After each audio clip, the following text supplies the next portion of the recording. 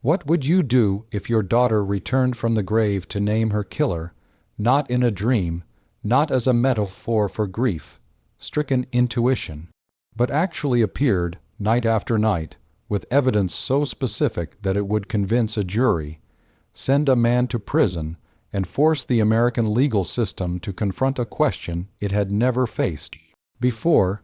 Can the dead testify? Welcome to this journey into one of the most extraordinary cases in American legal history. But before we descend into the mountains of West Virginia, where the veil between worlds grew dangerously thin, I need you to ask yourself this: what counts as evidence? What counts as truth? And at what point does our certainty about the boundaries between life and death begin to crack? Tell us where you're watching from right now and whether you believe the dead can speak, because by the end of this account, you may question everything you thought you knew about justice, grief, and the lengths a mother's love will go to protect her daughter, even from beyond the grave. This content discusses real historical events involving loss of life and domestic violence. We present these accounts with profound respect for those who suffered, died, and were left behind. This is not entertainment. This is testimony. If you're sensitive to discussions of death, suffering, or violence, please care for yourself first. In the archives of Greenbrier County, West Virginia, there exists a trial transcript from 1897 that contains testimony unlike any other in American jurisprudence. The prosecution's key witness never took the stand. She couldn't. She had been dead for 3 months.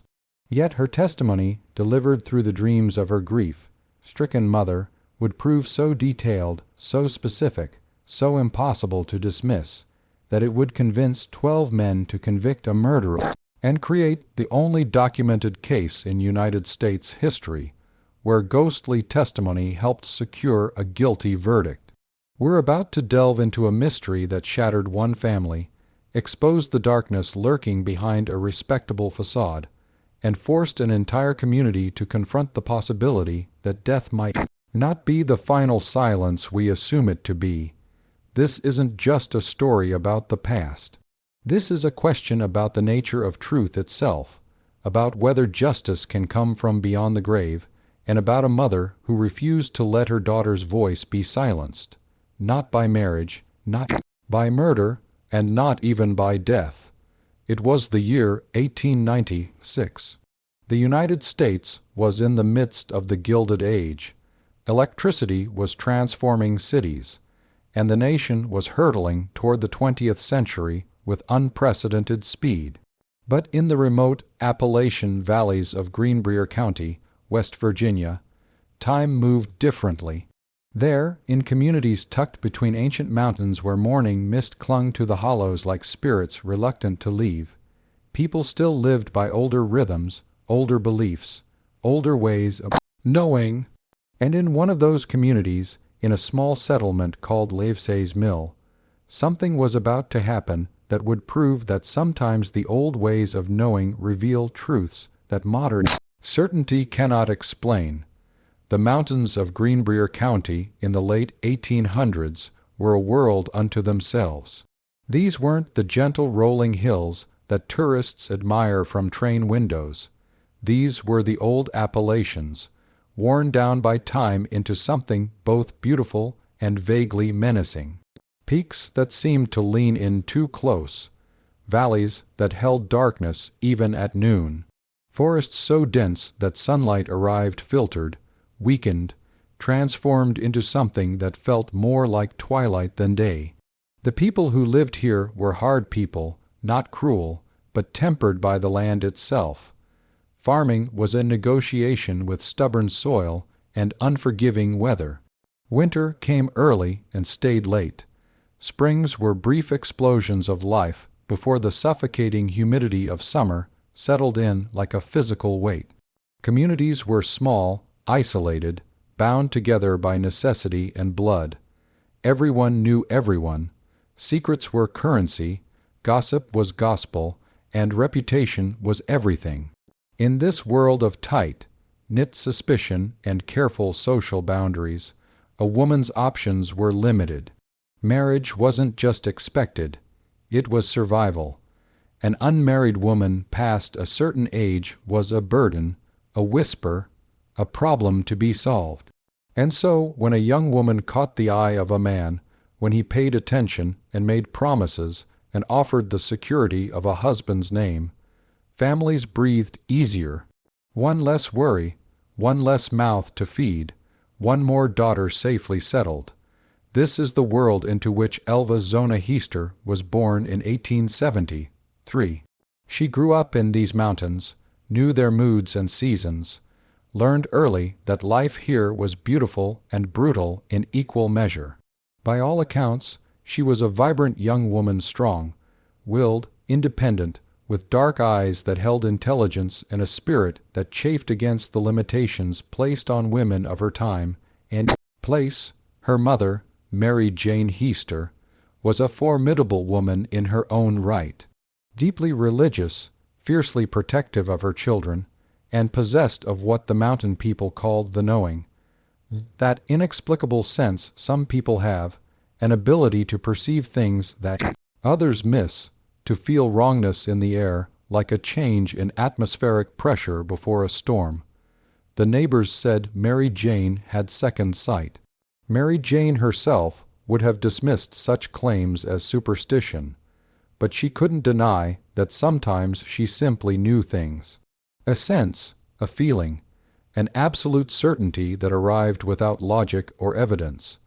And when her daughter Zona met Edward Stribling Trout Shue in 1896, Mary Jane felt that wrongness. She felt it immediately, like a hand pressed against her chest, making it hard to breathe. Edward Shue was not from these mountains. He had arrived in Greenbrier County only recently, a stranger with a too-easy smile and the kind of charm that made people overlook their natural suspicion of outsiders. He was handsome in that particular way that draws attention, tall, well-built, with dark hair he kept carefully groomed, and eyes that knew how to hold a woman's gaze just long enough to make her feel special, chosen, seen. He claimed to be a blacksmith, though no one could quite verify where he'd trained or why he'd left his previous position. He dressed well, too well for a tradesman, some noted, but then again, perhaps he was simply careful with his money, simply took pride in his appearance. He was polite to elders, respectful to men, and absolutely captivating to young women. Zona fell hard and fast. At 23 years old, she had already endured one illegitimate pregnancy, a scandal in these mountains, though the child had not survived.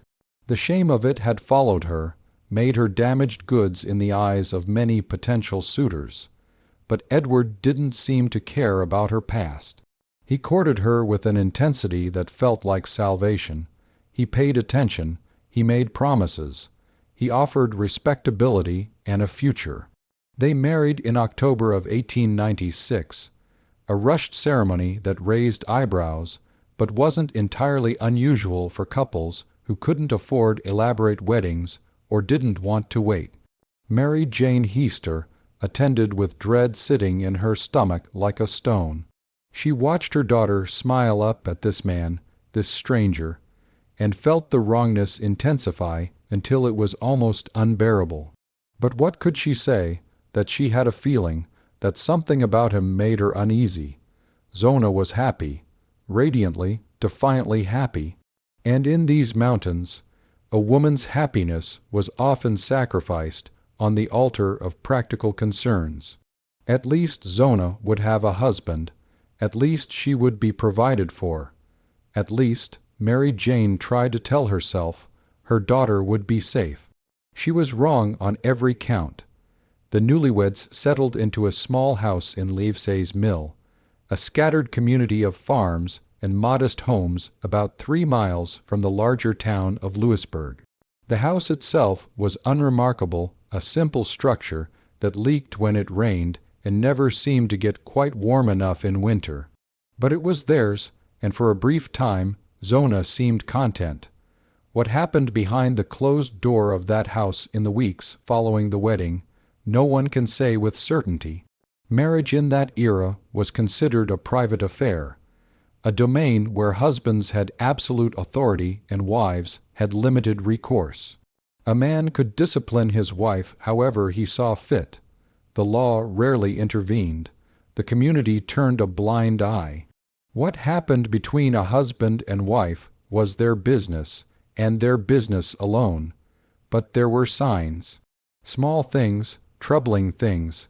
Neighbors noticed that Zona seemed to be spending a lot of time alone. Edward would leave for work at his blacksmith shop in the morning, and often not return until late in the evening. Sometimes he wouldn't return for days, offering vague explanations about work in other towns, about opportunities, about the necessities of building a life. When Zona did appear in town, she seemed different. The vibrancy had dimmed. Her eyes no longer met others directly.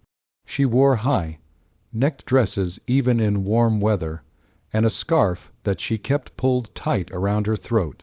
When asked if she was well, she would smile a small, careful smile that never quite reached her eyes, and assure everyone that married life suited her just fine.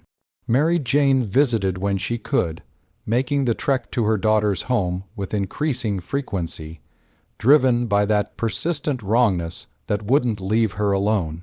During these visits, she noticed things. The way Zona would flinch at sudden movements. The way she would glance toward the door whenever there was a sound outside, as if afraid of who might be coming home. The forced cheerfulness in her voice when she spoke about Edward, as if she were trying to convince herself as much as her mother. But when Mary Jane tried to probe, tried to ask direct questions, Zona would deflect. Everything was fine. Edward was a good husband. Mary Jane was worrying over nothing, the way mothers do. Please, Mama, don't make trouble. Please, just let me be happy. And so Mary Jane tried. She tried to silence that screaming intuition, tried to believe her daughter's assurances, tried to give this marriage the chance it deserved. She tried right up until the morning of January 23, 1897, when a young black boy named Andy Jones was sent to the Shue residence to ask Zona if she needed anything from town. Andy was about 11 years old, a child from a neighboring family who sometimes ran errands for the community. On that cold January morning, with frost still clinging to the ground and his breath visible in the frigid air, he approached the Shue house and knocked on the door. There was no answer. He knocked again. Still nothing. The door was slightly ajar, unusual for such a cold morning. And after a moment's hesitation, Andy pushed it open and called out. The silence that greeted him was absolute. Not the comfortable silence of an empty house, but something heavier. Something wrong. He stepped inside. The house was cold, colder than it should have been even with the morning chill. The fire in the stove had gone out hours ago. Everything seemed orderly, nothing obviously disturbed. And there, at the bottom of the stairs, he saw her. Zona was lying on her back, her head tilted at an angle that immediately struck Andy as strange. Her arms were crossed over her chest in a position that seemed almost posed, almost peaceful, except for that wrongness in the angle of her neck, in the absolute stillness of her body. For a moment the boy stood frozen, his mind trying to process what he was seeing, trying to make it make sense. Then he turned and ran through the cold morning air, ran until his lungs burned, ran to the nearest neighbor and gasped out what he had found.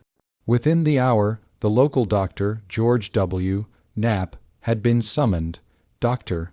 Knapp was a respected physician, a man of science and reason, with little patience for superstition or the kind of folk remedies that still dominated medical practice in these remote areas. He arrived expecting to confirm what he assumed would be a natural death, perhaps a fall, perhaps some kind of seizure or heart failure. Zona was young, but young people died too. It was tragic, but not uncommon. But when Dr. Knapp entered that cold house and saw Zona's body, something made him pause. The position was wrong. Not wrong in any way he could immediately articulate, but wrong nonetheless. The way her head lay, the angle, the crossing of her arms, who falls downstairs and ends up with their arms crossed over their chest like a corpse laid out for viewing. He bent to examine her more closely, reaching to check for a pulse he knew wouldn't be there, preparing to examine her neck, to assess the extent of any injuries, and that's when Edward Shue burst into the house. He had been sent for, of course. The neighbors had tracked him down at his blacksmith shop and delivered the terrible news. "Your wife is dead. You need to come home immediately." Edward's reaction was unusual. He rushed to his wife's body and threw himself down beside her with such dramatic force that Dr. Knapp had to step back to avoid being knocked over. Edward gathered Zona into his arms, cradling her head against his chest, sobbing with a volume and intensity that seemed performative, theatrical, excessive even for a grief-stricken husband. My darling," he wailed, rocking her body back and forth. "Oh God, she's gone. Dr. Knapp tried to continue his examination, tried to gently suggest that Edward lay Zona back down so he could properly assess the cause of death. But Edward refused. He held her tighter. He became almost violent in his resistance, insisting that no one touch her, that she had been through enough, that he needed to hold his wife one last time. The doctor was in a difficult position. This was a grieving husband. Custom and decency demanded that he be allowed his grief. And yet, something about the whole scene felt staged, the timing of Edward's arrival, the excessive emotion, the physical interference with the examination. But what could Dr. Knapp do? He had already observed what he believed to be the cause of death. There appeared to be bruising around the neck. The head was positioned in a way consistent with a broken neck from a fall. In the presence of this sobbing husband who refused to let him conduct a proper examination, with neighbors gathering outside and the whole community watching, Dr. Knapp made a decision he would later regret. He declared the death to be from natural causes, everlasting faint, which was a common diagnosis for sudden death in women, essentially meaning her heart had simply stopped. Later, when pressed, he would amend this to complications from pregnancy, a convenient explanation that no one would question too closely. He signed the death certificate and left. Edward Shue immediately took charge of preparing his wife's body for burial. This was unusual. Typically, women of the community would perform this task, washing and dressing the deceased, preparing them for viewing. But Edward insisted he would care for his wife himself. It was his right, his duty, his final act of love. He dressed Zona in her finest dress, a beautiful gown with a high, stiff collar that came up to just below her chin. He wrapped a large scarf around her neck, knotting it carefully. He placed a veil over her face. When well-meaning neighbors came to pay their respects and help with the preparations, he physically prevented them from touching her, from moving the scarf, from adjusting the veil. She loved this scarf, he told them, his voice thick with tears. Please, let her wear it. It was her favorite. He placed a pillow on one side of her head and a rolled-up cloth on the other, claiming she would rest more comfortably this way. During the wake, he remained at the head of the coffin, sobbing dramatically whenever anyone approached, creating such a scene that most people felt too uncomfortable to come close enough to view the body properly. Mrs. Martha Knapp, the doctor's wife, noticed something odd when she came to pay her respects. She later testified that Zona's head seemed loose, that when she tried to adjust something near the face, the head moved in a way that heads shouldn't move. But Edward immediately became agitated, moved her away, insisted that everything was fine, that his wife was resting peacefully. The funeral was held quickly, too quickly, some thought, but grief makes people do strange things, and perhaps Edward simply couldn't bear the presence of death in his home any longer. Zona Heaster Shue was buried in the Soul Chapel Methodist Cemetery on January 25, 1897, just 2 days after her death. Her mother, Mary Jane Heaster, stood at the graveside with that wrongness screaming through every cell of her body. She watched as they lowered her daughter into the frozen ground. She watched Edward's theatrical grief. She watched and she knew, with absolute, unshakable certainty, that her daughter had not died of natural causes. Zona had been murdered, and Mary Jane Heaster was determined to prove it, even if she had to go to hell itself to get the evidence. But what if I told you that proving it wouldn't require a journey to hell? What if the truth would come from somewhere else entirely, from a place between worlds, delivered by a witness who could no longer speak with a living voice, but whose testimony would be impossible to dismiss? Mary Jane Heaster was not a fanciful woman. She was practical, religious, hardworking, the kind of woman who believed in the Bible, in hard work, in the evidence of her own eyes. She was not prone to hysteria or delusion. When neighbors came to offer their condolences, she accepted them with stoic grace. When people whispered that her daughter had been weak, had always been fragile, she held her tongue. When Edward Shue visited her home to play the role of grieving son-in-law, she endured his presence with a coldness that others mistook for shock. But inside, she was waiting for what, she didn't know, a sign, evidence, anything that would transform her certainty into something she could use. She prayed, night after night. She got on her knees and prayed for truth, not for comfort, not for peace, for truth, for justice, for her daughter's voice to be heard. And on the 4th night after the funeral, her prayers were answered. She woke in the darkness to find her bedroom cold, not winter cold, but something else, something that seemed to come from inside the cold itself, if such a thing made sense. The air felt thick, charged, like the moment before lightning strikes, and there, at the foot of her bed, was a presence. At first, it was just a sensation, the absolute knowledge that she was not alone. Then it was a glow, faint at first but growing stronger, a luminescence that had no source, that seemed to generate its own light. And then it was Zona, not Zona as she had been in the coffin, pale and still and wrong. This was Zona as she had been in life, but also not. She was there and not there, solid and transparent, present and impossible, her daughter, her baby, her girl. Mary Jane's first instinct was to scream, but the sound caught in her throat. Because Zona was looking at her with such love, such desperate need, such urgency that all fear vanished in an instant, replaced by that same fierce protectiveness that had defined Mary Jane's motherhood from the moment Zona had been born. "Mama," Zona said, and her voice was wind and memory and grief all at once. "Mama, listen."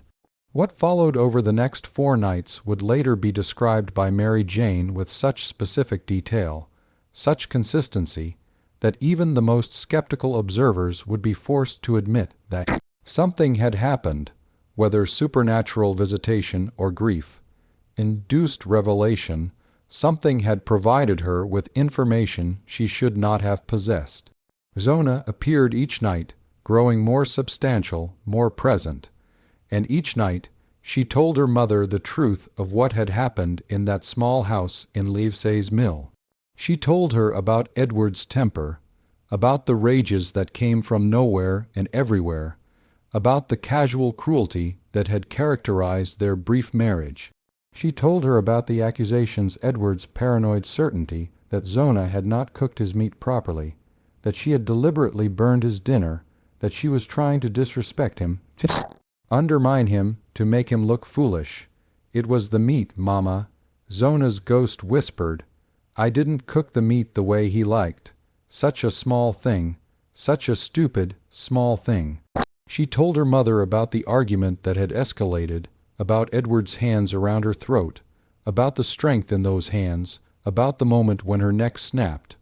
A crack that had echoed through the small house like breaking wood, final and absolute. And then Zona did something that would become the most compelling piece of evidence Mary Jane would later provide. The ghost turned her head, turned it completely around, rotating it 180 degrees so that she was looking backward, her face twisted in an angle that no living person could achieve. Look, Mama, she said. Look what he did to me. When the apparition turned back, Mary Jane could see the bruising around her daughter's throat, the finger marks, the evidence of violence that Edward had so carefully hidden beneath high collars and scarves and dramatic grief. He broke my neck. Zona said simply, he murdered me, and he's going to get away with it unless you do something. Please, Mama, please don't let him get away with it. On the fourth night, when the visitation ended and Zona faded like morning mist, Mary Jane Heaster rose from her bed with absolute resolve. She had her evidence. She had her witness. Now she needed to convince the living. Convincing the living, as it turned out, was going to be more difficult than Mary Jane had anticipated. She began with her husband, Jacob Heaster, telling him about the visitations in a matter-of-fact tone that left no room for argument.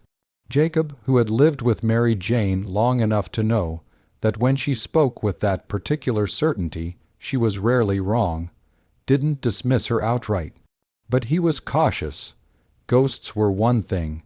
Accusing a man of murder based on ghost testimony was quite another. What exactly do you want to do, Mary? He asked carefully.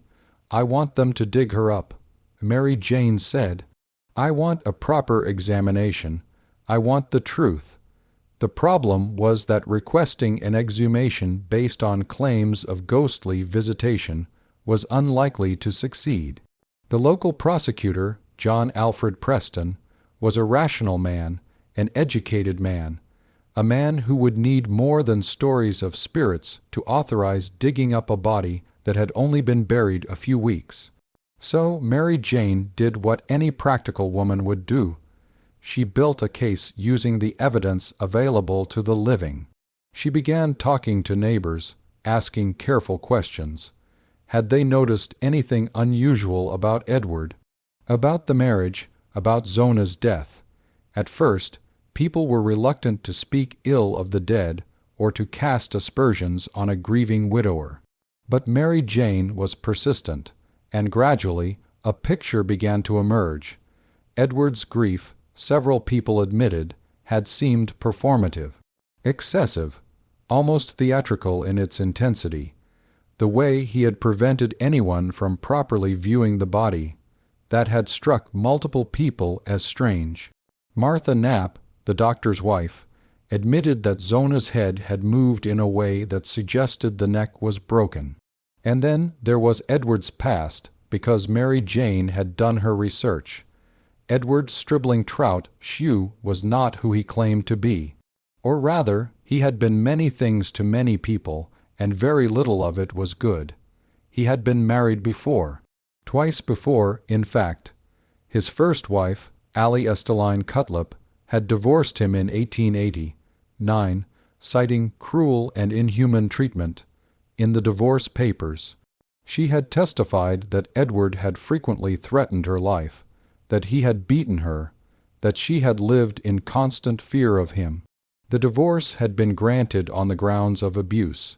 His second wife, Lucy Ann Tritt, had died under mysterious circumstances, though her death had been ruled natural at the time. No one had questioned it too closely. Lucy had been young and seemingly healthy, and then one day she simply wasn't. These things happened, people said. God's will was inscrutable. But now, with Zona dead in almost exactly the same circumstances, young, healthy, suddenly deceased with a convenient natural cause listed on the death certificate. The pattern was impossible to ignore. Mary Jane took all of this to John Preston. She laid out the timeline, the suspicious death, the prevented examination, the history of violence, the way Edward had controlled access to the body. And then, only then, when she had built a case based on facts and evidence and reasonable suspicion, did she mention the visitations. Preston's reaction was predictable. He was skeptical. Of course he was skeptical. But he was also a thorough man, and the circumstantial evidence Mary Jane had gathered was compelling even without the ghost story. A husband with a history of violence and a dead ex-wife. A doctor who admitted he hadn't been able to complete a proper examination. A body prepared in suspicious haste and hidden behind scarves and high collars. It was enough, barely, but enough. On February 22, 1897, exactly 4 weeks after Zona had been buried, John Preston authorized the exhumation of her body. The exhumation was scheduled for dawn, partly out of respect for the dead, partly because digging up graves was not the kind of thing you wanted to do in front of a crowd. But word had spread. By the time the sun rose over Soul Chapel Cemetery, a large gathering had assembled, neighbors, curiosity seekers, people who wanted to see if Mary Jane Heaster's accusations had any merit. Edward Shue was there too. He had to be. He was the widower, the next of kin. He stood at a distance, his face carefully composed in an expression of wounded dignity. He had proclaimed his innocence loudly and publicly. This was a travesty, he said, a desecration of his beloved wife's resting place. A mother's grief-induced madness. How dare they suggest he would harm Zona? How dare they disturb her eternal rest based on the ravings of a woman who couldn't accept that her daughter had simply died? Mary Jane Heaster stood on the opposite side of the cemetery, her eyes fixed on the grave being opened, her face set in an expression of terrible patience. She knew what they would find. Zona had told her, the dead do not lie. The coffin was raised and opened. The body, surprisingly well preserved in the cold winter ground, was revealed. The fine dress, the scarf, the veil. 3 doctors were present to conduct the examination. Dr. Knapp, who had signed the original death certificate, and 2 consulting physicians, Dr. Locke McClung and Dr. Ralph Rupert. They were all experienced medical men, all trained in the science of autopsy and pathology. They removed the scarf first. The bruising was immediately visible, dark marks that encircled Zona's throat, clear impressions of fingers, evidence of strangulation that should have been obvious to anyone who had looked. Dr. Knapp felt his stomach drop. He had signed off on natural causes. He had been prevented from conducting a proper examination, yes, but still, he should have looked more carefully. He should have insisted, but there was more. When they moved her head, it shifted with a looseness that confirmed everyone's worst fears. They began the formal autopsy, meticulously documenting each finding. The windpipe was crushed. The cartilage was broken. The muscles of the neck were torn and discolored. And then they found the definitive evidence.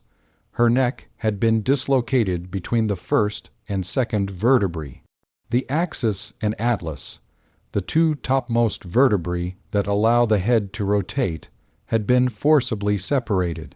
This was not an injury that occurred from a fall downstairs. This was not a natural death. This was the result of tremendous force applied with violent intent.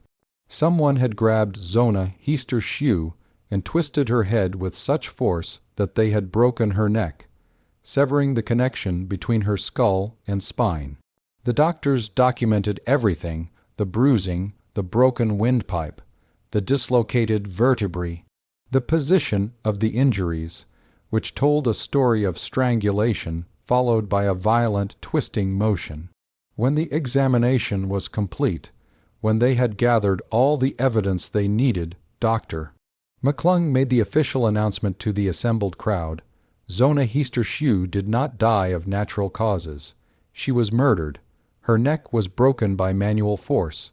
This is without question homicide. The crowd erupted in shocked murmurs. People turned to look at Edward Shue, who stood pale and rigid, his carefully maintained facade beginning to crack. Mary Jane Heaster closed her eyes. "Thank you," she whispered, to God, to her daughter, to the forces that had seen fit to reveal the truth. "Thank you." Edward Shue was arrested that same day and charged with the murder of his wife. The trial of West Virginia versus Edward Stribling Trout Shue began on June 22, 1897, in the Circuit Court of Greenbrier County. The courthouse in Lewisburg was packed. This was the biggest thing to happen in the county in years: a murder trial, a wife killed by her husband, and the persistent rumors of ghost testimony that everyone had heard but no one quite believed. The prosecution, led by John Alfred Preston, had a strong case even without the supernatural element. They had the autopsy findings, which were unambiguous. They had Edward's history of violence toward his previous wives. They had witnessed testimony about his suspicious behavior following Zona's death, the prevented examination, the theatrical grief, the obsessive control over the body. They called Dr. McClung and Dr. Rupert to testify about the autopsy findings. Both doctors described in clinical detail the extensive injuries they had found: the broken neck, the crushed windpipe, the finger-shaped bruises, the force required to inflict such injuries. "In your professional opinion," Preston asked, "could these injuries have been sustained in a fall downstairs?" "Absolutely not, Dr. McClung replied. "The pattern and severity of the injuries are consistent only with manual strangulation followed by a violent twisting of the head. This was deliberate. This was murder." They called Martha Knapp, who described how Edward had prevented anyone from properly viewing or touching the body. They called neighbors who testified about Edward's controlling behavior, about Zona's growing isolation, about the unease they had felt but had dismissed as none of their business. They presented evidence of Edward's previous marriages, though the defense objected strenuously, and much of this testimony was limited. Still, the jury heard enough to understand that Edward Shue had a pattern of troubled relationships with women. The defense, led by attorney J. N. Mitchell, tried to paint the picture of a grieving husband being persecuted by a vengeful mother-in-law. They argued that the autopsy findings, while tragic, did not conclusively prove murder. Perhaps Zona had fallen and injured herself in ways that mimicked strangulation. Perhaps the doctors were mistaken in their interpretation. Perhaps the timeline was incorrect. But their arguments felt weak against the weight of medical evidence. So they tried a different approach. They attacked Mary Jane Heaster's credibility, suggesting that she was a hysterical woman driven by grief and an irrational hatred of her son-in-law. This proved to be a strategic mistake, because when Mary Jane Heaster took the stand, she destroyed any notion that she was hysterical or irrational. She testified in a clear, calm voice about her suspicions following Zona's death. She described the suspicious circumstances: the hurried burial, Edward's preventing of the examination, the history she had uncovered of his violence. And then the prosecution made a decision that would make legal history. They asked her about the visitations. "Mrs. Heaster," Preston said carefully, "you have stated that you had reason to believe your daughter's death was not natural. Can you tell the court what led you to this belief?" The defense immediately objected. Hearsay, inadmissible, prejudicial. But Preston argued that Mary Jane's state of mind was relevant, that what she believed and why she believed it had led directly to the request for exhumation, which had revealed the murder. Her testimony was not being offered to prove the truth of the visitations, but rather to explain her actions. The judge, after careful consideration, allowed the testimony, and so Mary Jane Heaster told the court about her daughter's ghost.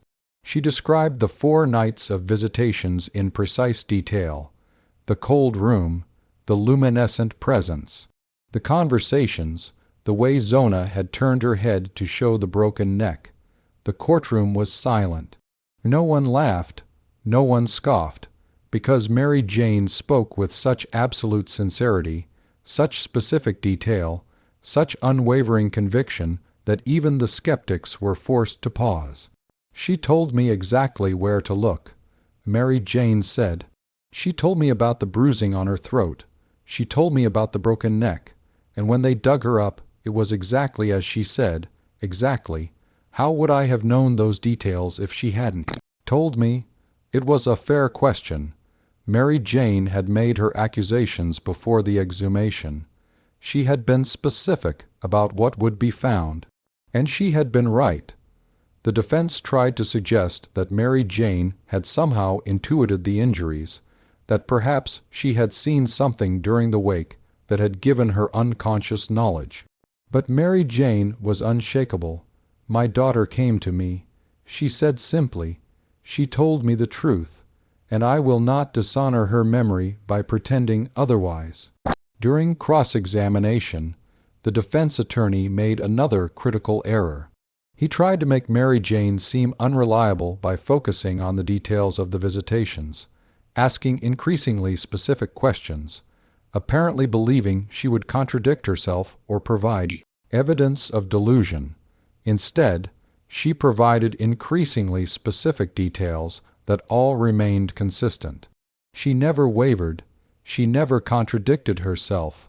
She described Zona's dress, her manner, the exact wording of her revelations, and every detail aligned perfectly with the physical evidence found during the autopsy.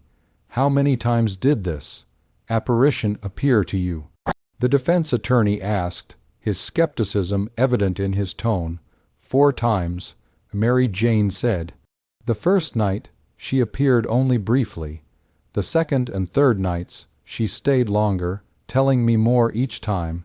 The 4th night, she showed me everything." "And you claim she told you that your son-in-law murdered her?" "I don't claim it," Mary Jane said coldly. "She told me, and the evidence proved her right. My daughter did not lie to me in life, and she did not lie to me in death."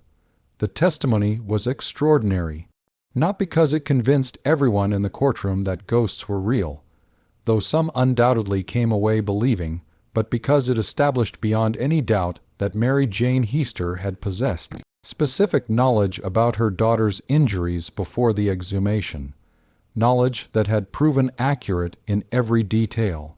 The prosecution rested their case with a simple summation: whether you believe in ghosts or not is irrelevant.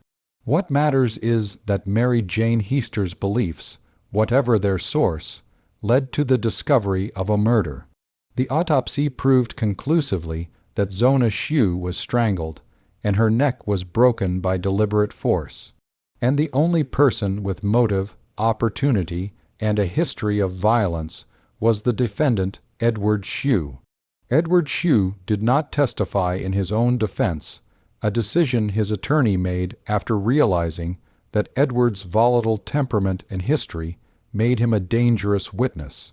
Instead, the defense relied on character witnesses who vouched for Edward's good nature, on attempts to discredit the medical evidence, and on the argument that the prosecution had not definitively proved that Edward was the one who killed Zona, but the jury wasn't buying it. After brief deliberations, they returned a verdict, guilty of first-degree murder. Edward Shue was sentenced to life in prison at the West Virginia State Penitentiary in Moundsville. He was transported there in July of 1897 and would never again walk free. The courtroom erupted. Some people cheered, others wept. Mary Jane Heaster sat perfectly still, her hands folded in her lap, her face betraying no emotion. Justice had been served. Her daughter's voice had been heard. That was enough. But the story doesn't end with Edward Shue's conviction. Because the ripples of this case would spread far beyond Greenbrier County, raising questions about justice, evidence, and the nature of truth itself. Edward Shue lived for just 3 more years after his conviction. He died in the state penitentiary on March 13, 1900, at the age of 35. The official cause of death was listed as epidemic meningitis, though some who knew the case whispered that perhaps Zona had finally collected her revenge from beyond the grave. His death was noted in a few newspapers, a brief mention of the man convicted of murdering his wife based partly on ghost testimony. But by then, newer scandals and tragedies had captured public attention. Edward Shue faded into obscurity, remembered only as the villain in an impossible story. Mary Jane Heaster lived for another 19 years, dying in 1916 at the age of 78. Those who knew her said she never spoke of the visitations again after the trial. She had done what needed to be done. Her daughter's murder had been acknowledged. Justice had been served. There was nothing more to say. But she kept one thing, a letter written in Zona's hand, dated just weeks before her death.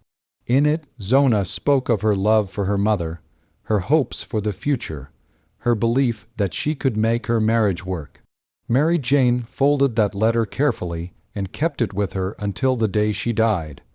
When she was buried, her children placed it in her coffin, reuniting mother and daughter's words one final time. The case itself became legendary. Legal scholars debated its implications. Ghost story enthusiasts collected every detail. The trial transcript became one of the most requested documents in Greenbrier County history, examined by everyone from lawyers to paranormal investigators.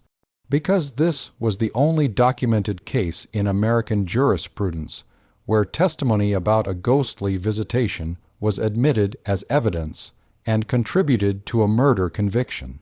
Not because the courts believed in ghosts, they didn't, but because Mary Jane Heaster's testimony explained her state of mind, justified her request for exhumation, and most importantly, had been proven accurate by physical evidence. The case raised profound questions. What is evidence? Can subjective experiences lead to objective truth? If information obtained through allegedly supernatural means proves accurate, does it matter where it came from? Legal minds would continue debating these questions for decades, but for the people of Greenbrier County, the answer was simpler. Zona Heaster Shue had been murdered. Her mother had refused to let that murder go unpunished, and whether the information came from dreams, intuition, or genuine ghostly visitation, it had led to justice. The Soul Chapel Methodist Cemetery still exists today, though the chapel itself burned down in the 1930s. Zona's grave is there, marked by a simple stone. For years, it was a nondescript marker, visited only by family members and the occasional history enthusiast. But in 2012, something changed. The West Virginia Highway Historical Marker Program erected an official roadside marker commemorating the case. It stands on State Route 60 near the cemetery, titled The Greenbrier Ghost. The text reads, "Interred in nearby cemetery is Zona Heaster Shue. Her death in 1897 was presumed natural until her spirit appeared to her mother to describe how she was killed by her husband Edward. Autopsy findings of a broken neck and crushed windpipe led to Edward's conviction. It's an official state historical marker acknowledging ghost testimony." Think about that for a moment. Since the marker was erected, Zona's grave has become a destination. People leave flowers, coins, notes. Some come out of curiosity, others out of respect, still others seeking some kind of connection to a woman whose voice reached across the boundary of death itself. Visitors report strange experiences, cold spots on warm days, the feeling of being watched, a sense of profound sadness mixed with determination. Some claim to have taken photographs where mysterious mists or lights appear. Others report electronic devices malfunctioning near the grave. Are these genuine paranormal phenomena, or are they the power of suggestion, the mind filling in the blanks that the story creates? It's impossible to say definitively. But what's undeniable is that Zona Heaster Shue's story continues to resonate, continues to haunt, continues to make people question their certainty about the boundaries between life and death. The house where Zona died is long gone, demolished decades ago. The blacksmith shop where Edward worked has vanished. Livesey's mill has faded from the maps, absorbed into the larger communities around it. The physical evidence of this story has been erased by time. But the story itself refuses to die. Let's return for a moment to the question we started with. Can the dead testify? From a legal standpoint, the answer is no. Dead witnesses cannot take the stand. Their statements are hearsay. Courts rely on evidence that can be examined, tested, cross-examined. But from a deeper perspective, the answer becomes more complex. Zona Heaster Shue's ghost did not testify in court.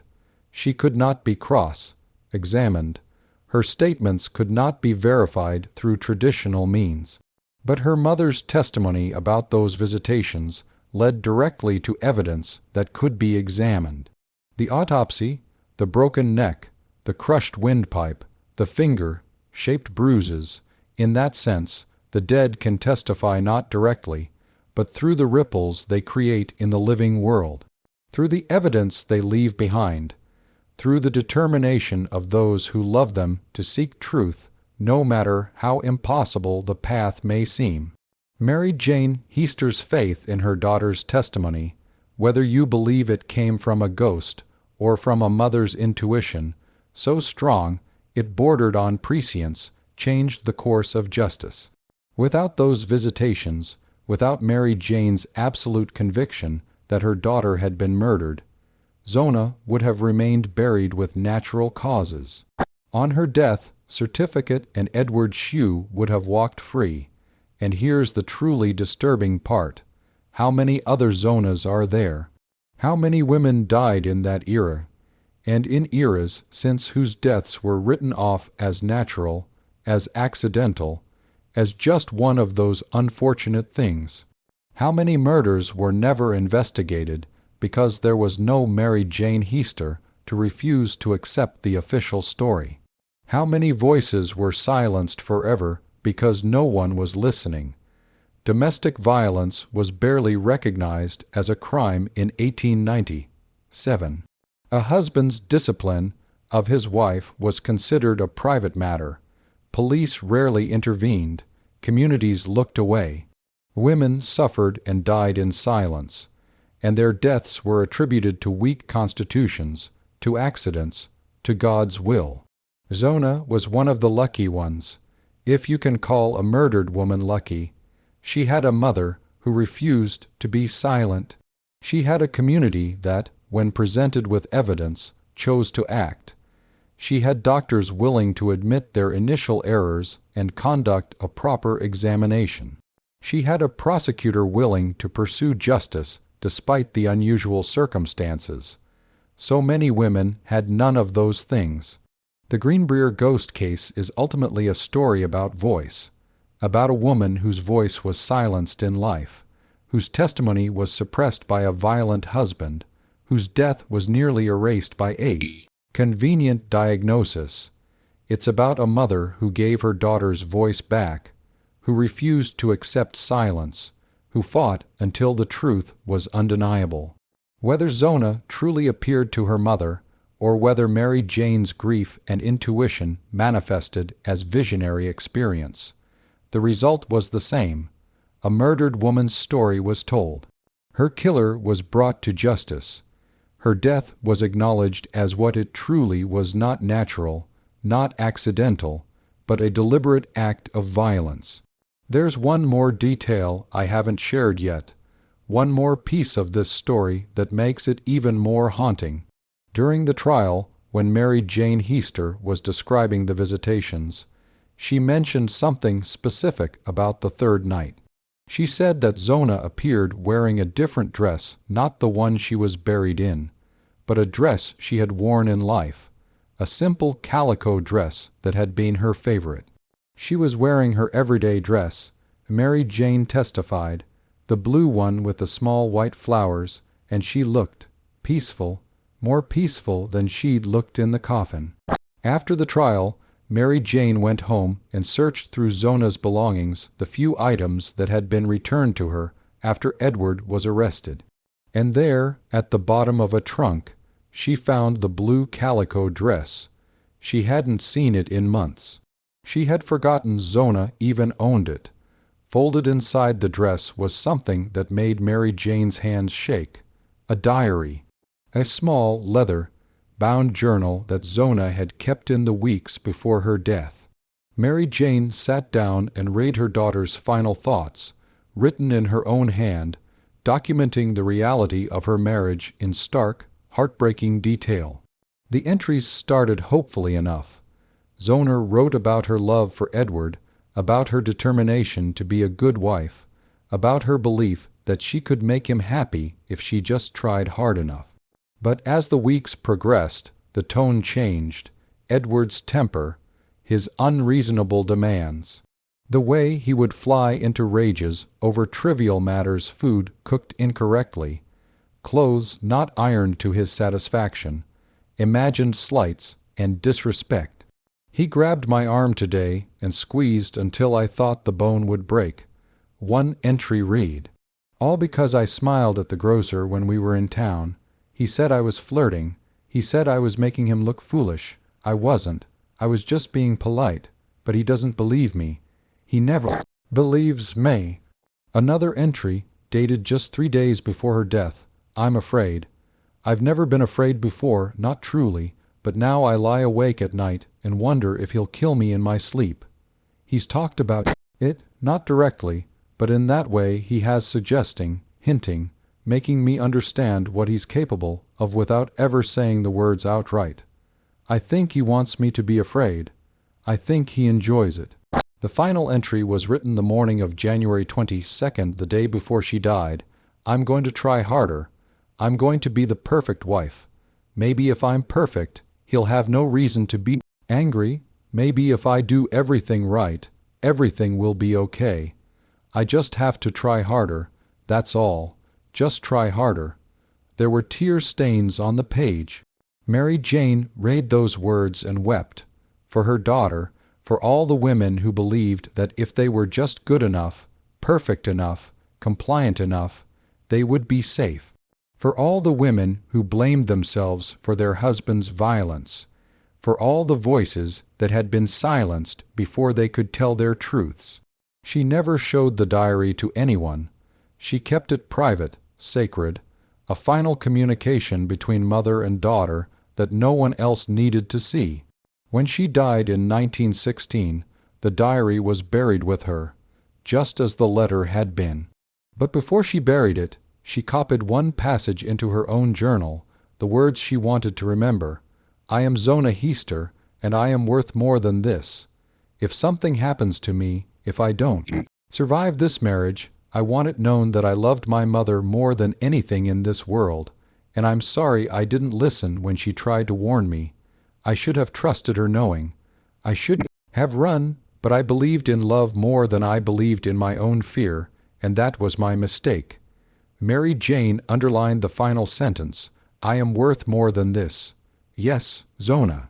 You were, you are."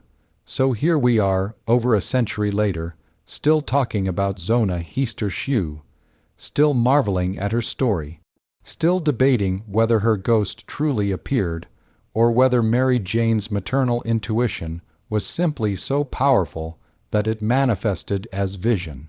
But perhaps we're asking the wrong questions. Perhaps the real question isn't whether ghosts are real, but why we need ghost stories to acknowledge domestic violence. Perhaps the real question isn't whether Mary Jane actually saw her daughter's spirit, but why it took a supernatural claim to get authorities to investigate a suspicious death. Perhaps the real question isn't about the mechanism of the visitation, but about the fact that in 1897, and in far too many places today, a woman's voice isn't considered credible unless it's backed by something extraordinary. Zona Heaster Shue had to die and return from the grave to be believed. Her mother had to claim supernatural visitation to get the authorities to take her seriously. The medical establishment had to be forced, through exhumation and public pressure, to admit they had failed to properly examine a woman's body. And even then, even with all of that, the defense tried to paint Mary Jane as hysterical, as irrational, as a woman driven mad by grief. The real horror of this story isn't the ghost. It's the fact that without the ghost, Zona's murder would have been forgotten. Edward Shue would have walked free, and one more dead woman would have been written off as weak, as unfortunate, as just one of those things that happen. The ghost gave Zona her voice back, but she shouldn't have needed a ghost. She should have been believed in life. Today, if you visit Greenbrier County, you can follow the trail of this story. The historical marker on Route 60, the cemetery where Zona is buried, the courthouse in Lewisburg where the trial took place. The building still stands, and you can walk the same halls where Edward Shue was convicted. Tour guides will tell you the story with varying degrees of embellishment. Some focus on the supernatural elements, playing up the ghost story angle for tourists who come seeking the paranormal. Others focus on the legal history, on the unique nature of the case and its implications for jurisprudence. But the best guides, the ones who truly understand this story, focus on Zona herself, not as a ghost, not as a victim, not as a plot point in a sensational tale, but as a woman. A 24-year-old woman who fell in love with the wrong man, who believed she could change him, could make the marriage work, could be good enough to stop his violence. A woman who was murdered for cooking meat incorrectly. A woman whose mother refused to let her be forgotten. Local historians have done extensive research on the case, documenting every detail they can find.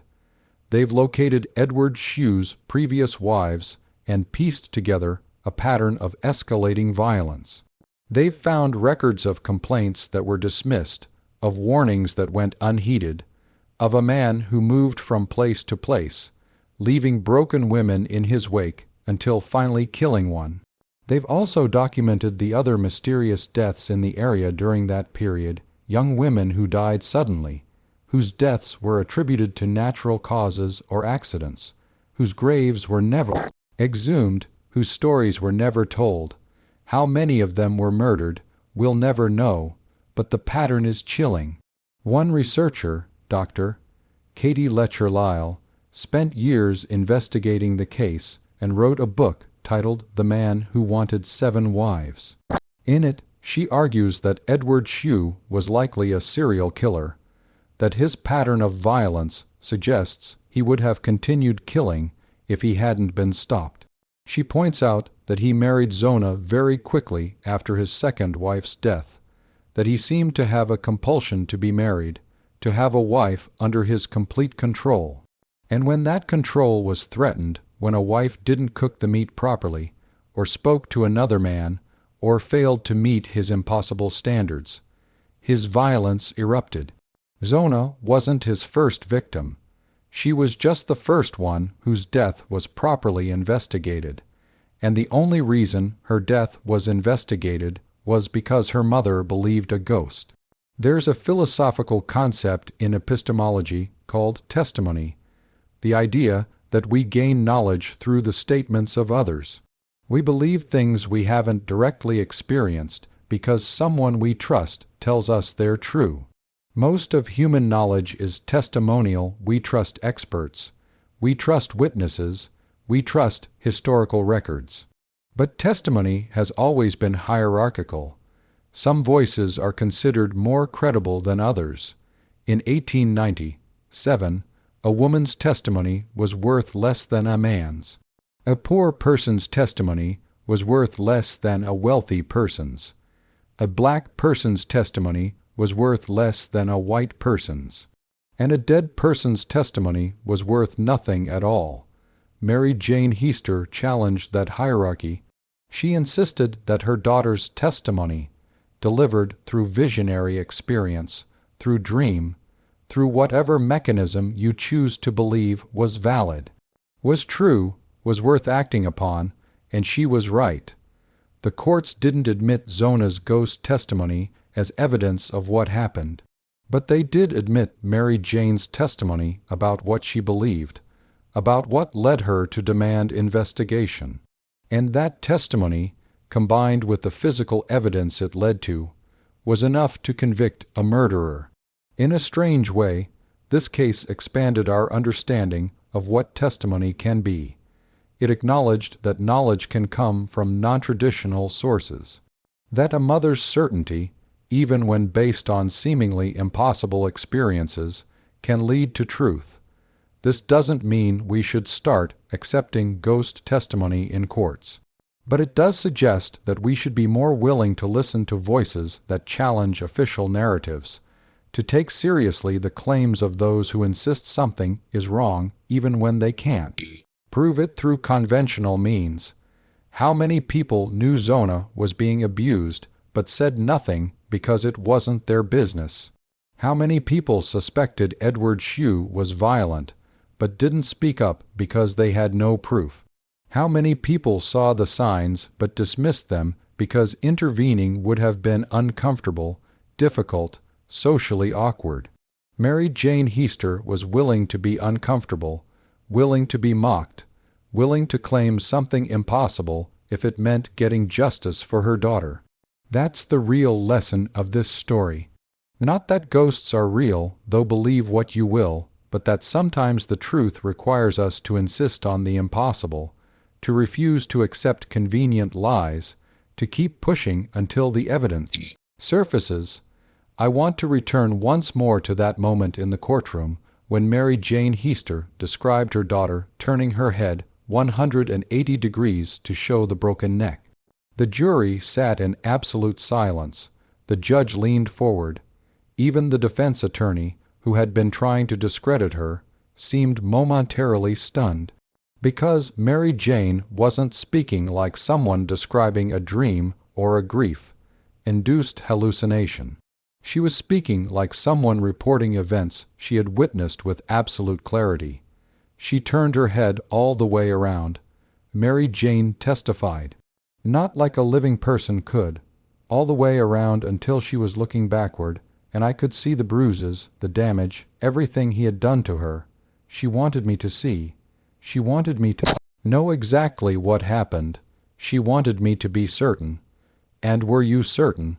The prosecutor asked. I have never been more certain of anything in my life. Mary Jane replied. That certainty is what carried the day. Not the ghost story itself, but the absolute conviction with which Mary Jane spoke. The jury believed her not because they necessarily believed in ghosts, but because they believed in her. And when the autopsy confirmed every detail she had described, the strangulation marks, the broken neck, the specific location and nature of the injuries, her credibility was established beyond any doubt. The defense never recovered from that testimony. How could they?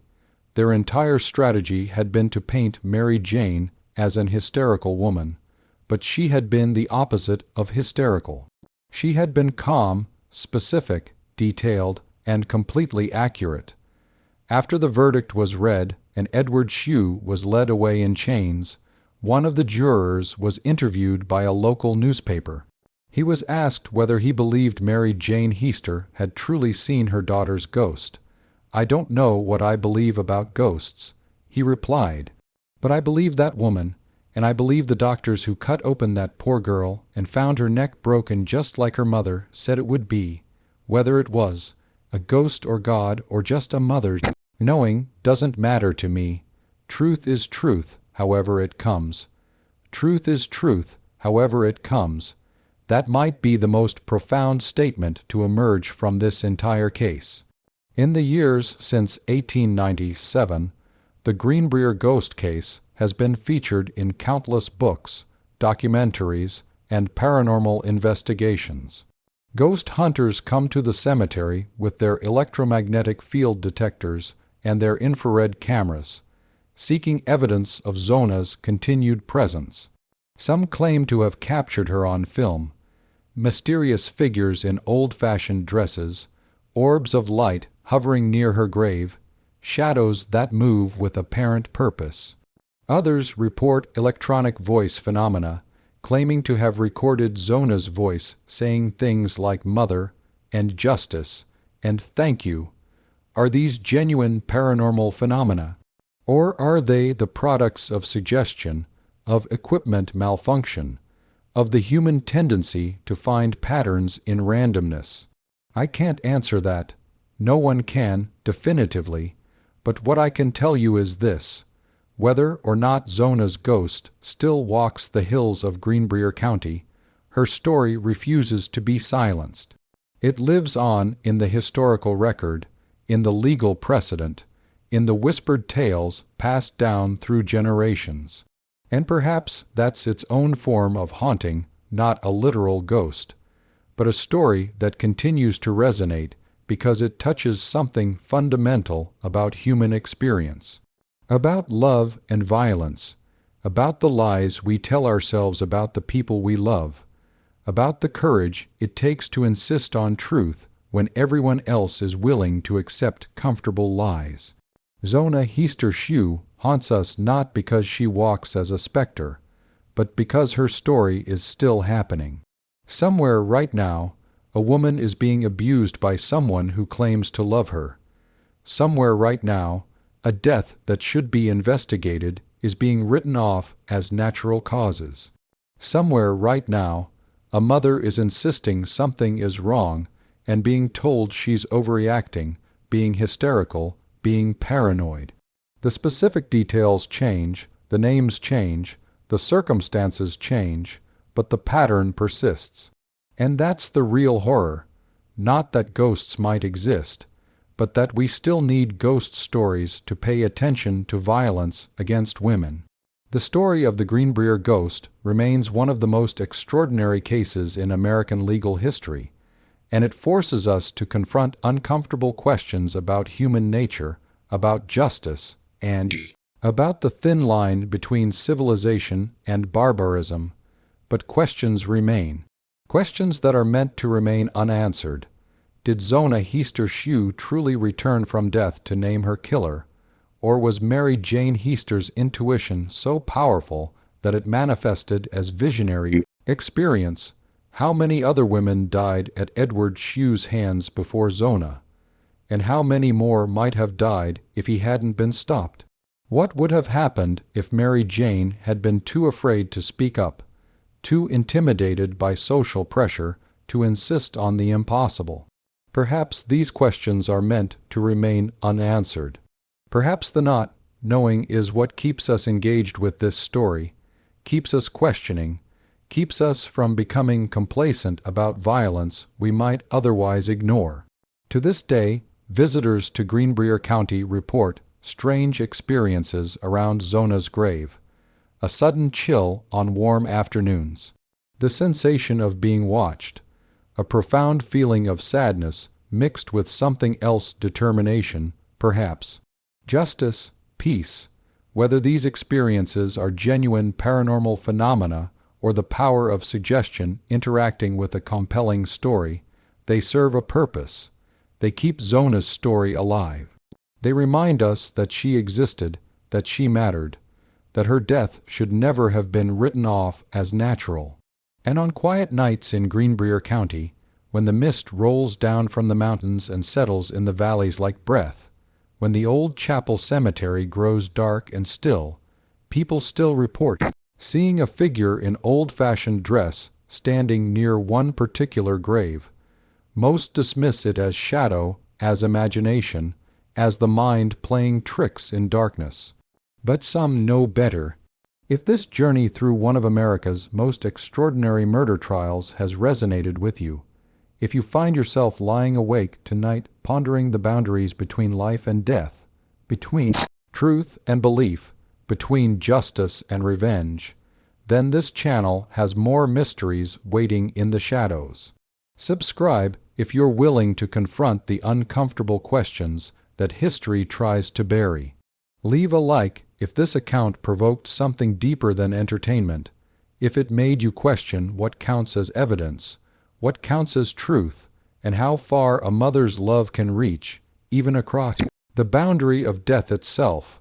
And in the comments, I want to know, if you were on that jury in 1897, would you have believed Mary Jane Heaster's testimony about her daughter's ghost? Would you have voted to convict based partly on evidence obtained through allegedly supernatural means? Or would you have dismissed it as the ravings of a grief-stricken mother and let a murderer walk free? Because that's the question this case really asks. What are you willing to believe when believing it means justice for someone who can no longer speak for themselves? Until next time, remember the most terrifying stories aren't the ones about ghosts. They're the ones about the evil that living people do to each other, and the extraordinary lengths we sometimes have to go to bring that evil into the light. And sometimes, just sometimes, the truth requires us to believe in the impossible. The dead can't testify in court, but they can haunt us, and perhaps that haunting is exactly what we deserve.